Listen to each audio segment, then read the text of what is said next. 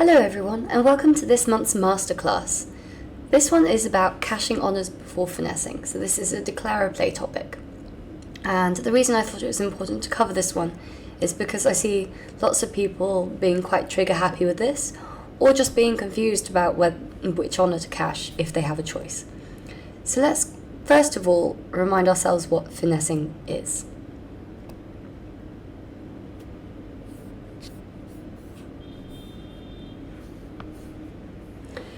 So, a reminder of finessing. Here we've got a basic finesse position. So we've got king to 3 cards in our hand and ace jack to 3 in the dummy. Oops. The best way to avoid losing to the queen, and therefore make 3 tricks, is to play small to the jack. Why is that? Because this works whenever your left-hand opponent holds the queen, which is a 50% chance. The other alternative is that you need it to be presumably your right-hand opponent, because that's what you're not losing out on. Because we've already covered the left-hand opponent's situation. So you need your right-hand opponent to have only 1 or 2 cards in the suit, and for that short suit to include the queen.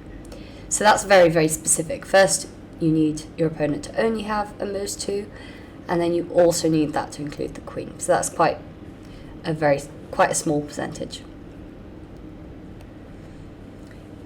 If you play small to the jack in the hope that the queen is onside, which means that it's in the place that you want it to be, that is called a finesse. For a finesse to work, you need to have a tennis, and that means that you have 2 cards, and often those are honours, with a gap in between. So in this case, those cards are the ace and the jack in this example, and you're missing the queen, that's your gap.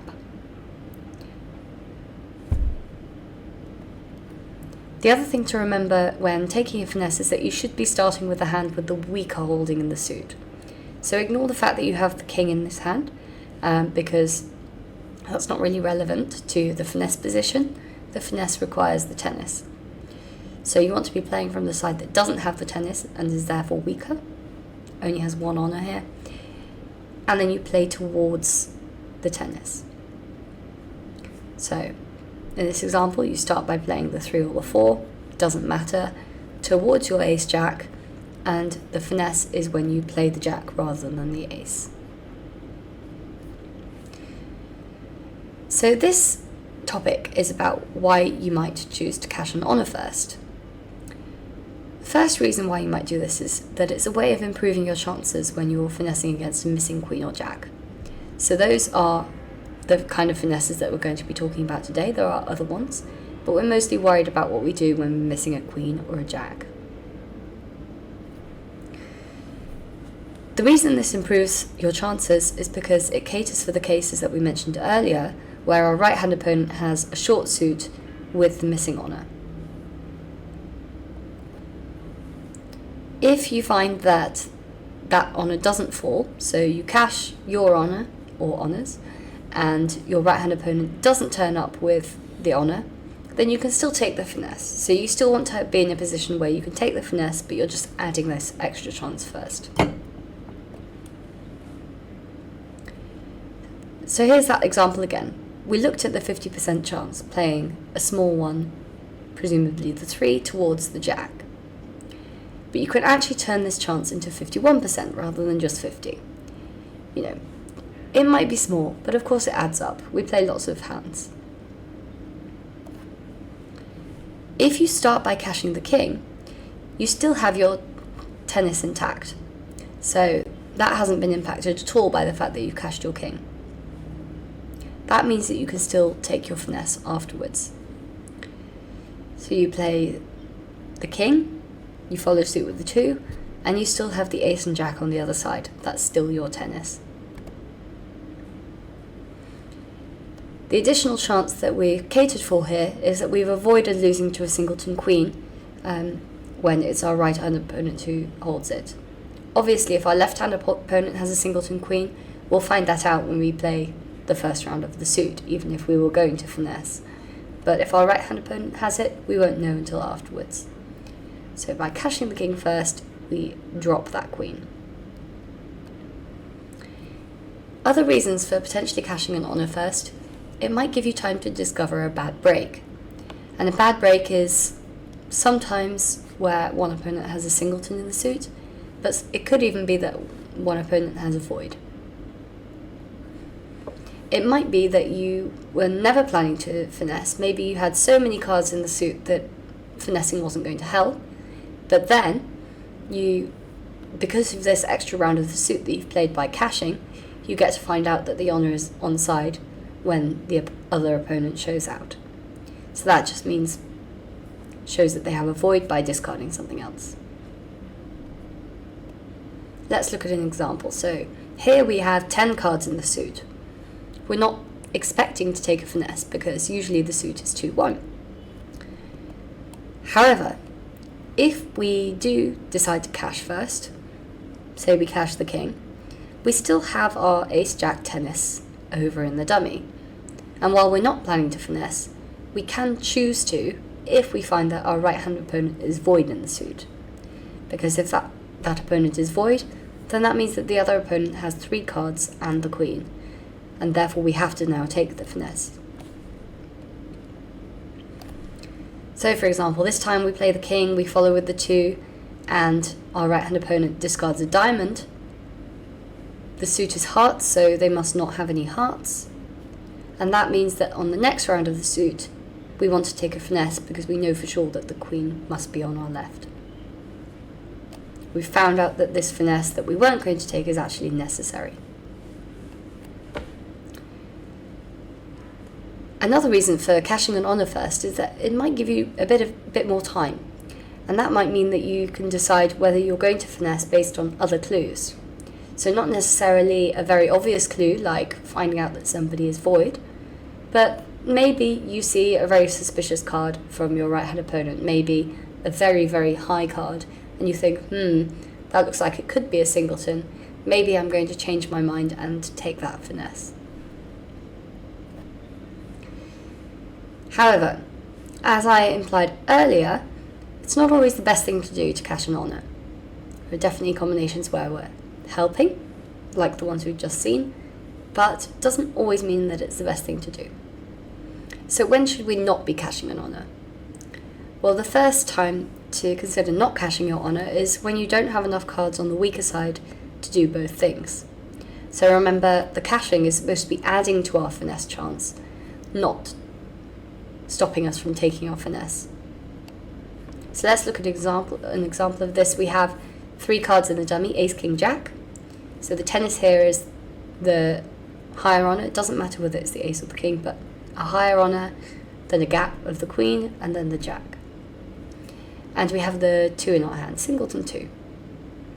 So if we wanted to handle this suit and try to take 3 tricks, ideally, we'd like to add this extra chance by cashing the ace and then taking a finesse. But the problem that we have here is that we'll no longer have any cards left in our own hand in the suit to take that finesse with. And remember what we said about finessing. You always have to start from the weaker side and play towards the tennis. Here you see you've cashed the ace, you've got your king-jack intact as a finesse, but you no longer have any cards to play to take a finesse. That means that you actually no longer have your 50% chance, and you've actually just reverted back to the hope that one of your opponents has the queen and that it's in a short suit, which is actually extremely unlikely, especially in this example when you think, actually we're missing 9 cards in the suit, probably not expecting anyone to have a singleton or doubleton. Another time when you might not want to cash your honour first is when you're actually missing 2 intermediates, and therefore you need 2 higher honours intact to preserve both tennises. So for every finesse that you take, you need a tennis. We've established this. But that's the case even if you have 2 finesses within the same suit. So look at this example, ace, king, 10, 9. Here we're missing 2 intermediate cards, the queen and the jack. So do we have two tennises? Yes, we do.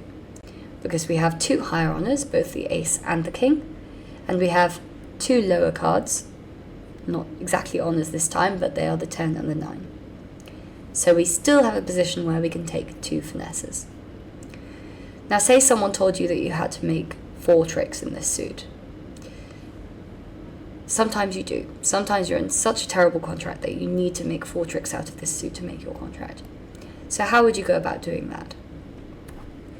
If you start by cashing, say, the ace, you no longer have both tennises, because you no longer have 2 cards that are higher than the gap.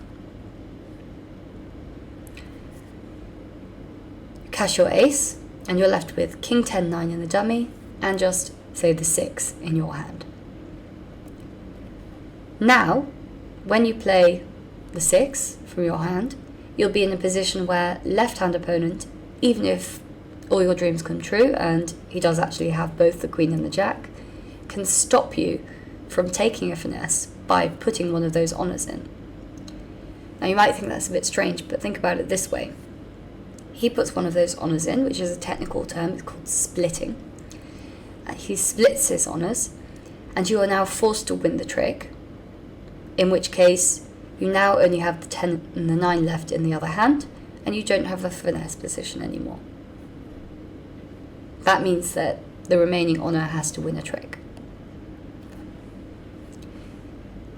If you do not cash first, left-hand opponent can't even split to get his trick back. So say then instead you play the 2 straight away towards the 10.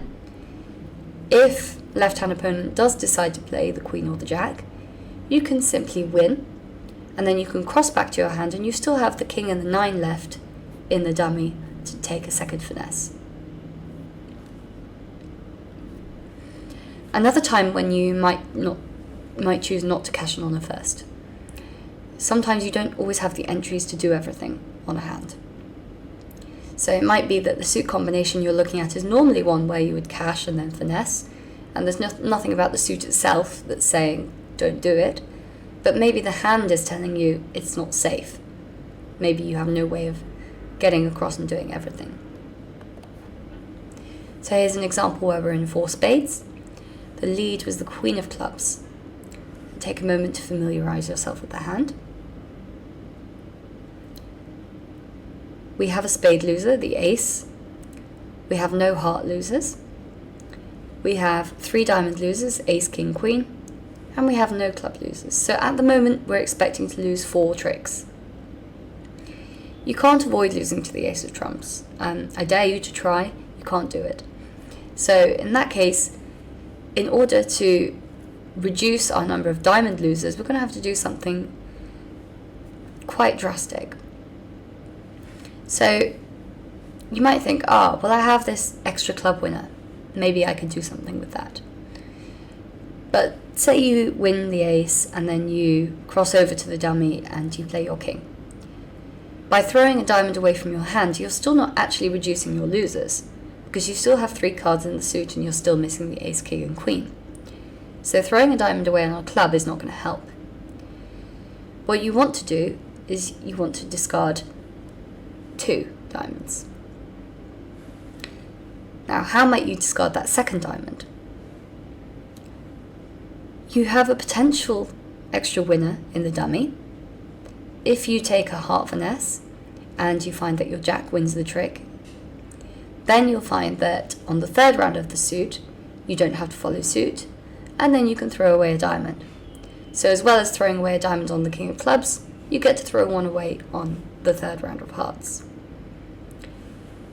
So that's very nice, and what's the best way of playing the suit? Well, we've got enough cards to do it.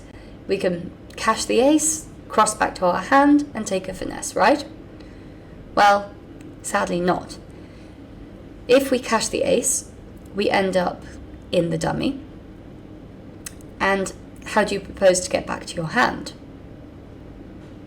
You can't do it, because if you play a trump, the opponents can win the ace, and then they could be wise to your trick, and they can play 3 rounds of diamonds, and they've just taken their 4 tricks. You could ruff a club over, but then you don't get to discard your second diamond, so that doesn't work. So instead, you're going to have to just take the finesse without adding that extra chance.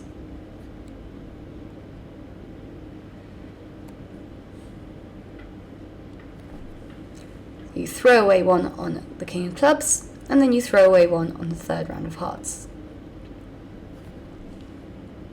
The reason for this is lacking an entry, and you take the finesse straight away. So you win your ace of clubs, and you play a heart to the jack. That's the correct way to play this hand. Yes, it might mean that you go 2 down instead of 1, but you're never going to make the contract unless you try something. Sometimes you actually have a choice about which honor you cash. So how do you choose which one that is? The first rule to think about is you should be tending to cash the honor that's opposite the tennis. That is because it keeps the tennis intact. Think about it, the tennis is made up of a higher honor and a lower honor or card.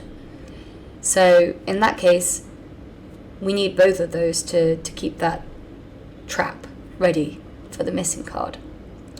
But if you cash that honor, that higher honor, you're never going to be able to take a finesse next because you've lost the top part of your trap.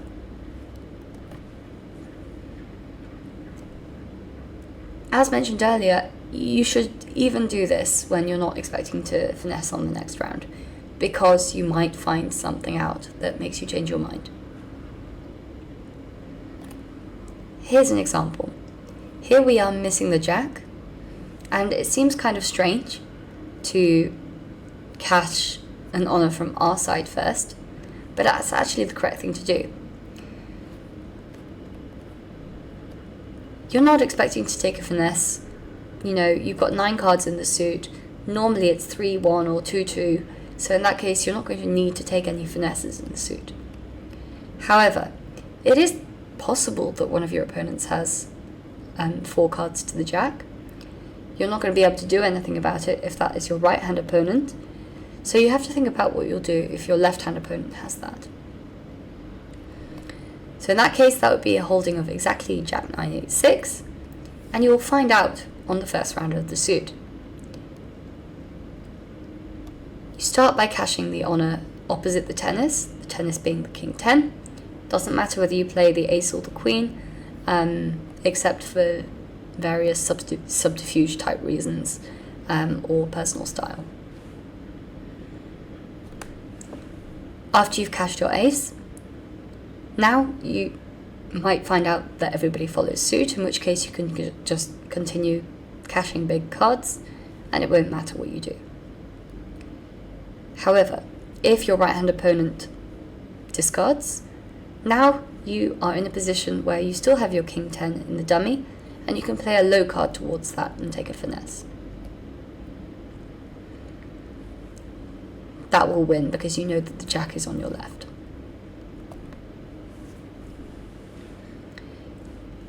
The next rule for deciding which honor to cash is that you should generally be cashing the one on the side with 2 higher honors rather than 1.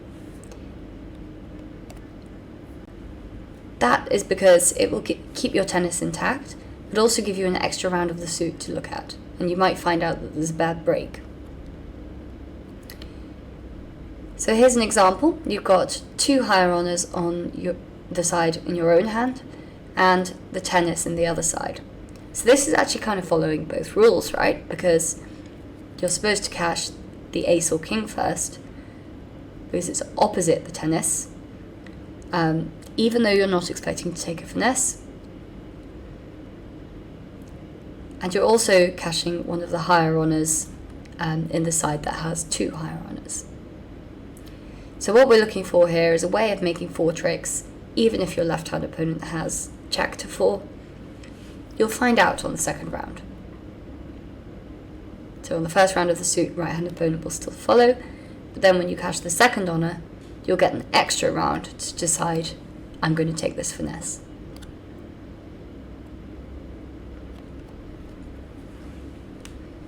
Ace, king. Now if right-hand opponent discards, you know that the finesse is going to work. If everybody follows suit, you know you won't need to finesse because There's only one card left. So you can have your cake and eat it.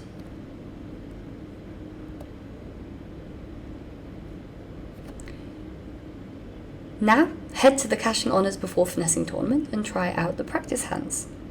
Give it a go, see how you get on. Some of them hopefully you'll find very doable, and then there are a couple of little tricky ones in there. So give it a go, and I wish you the best of luck.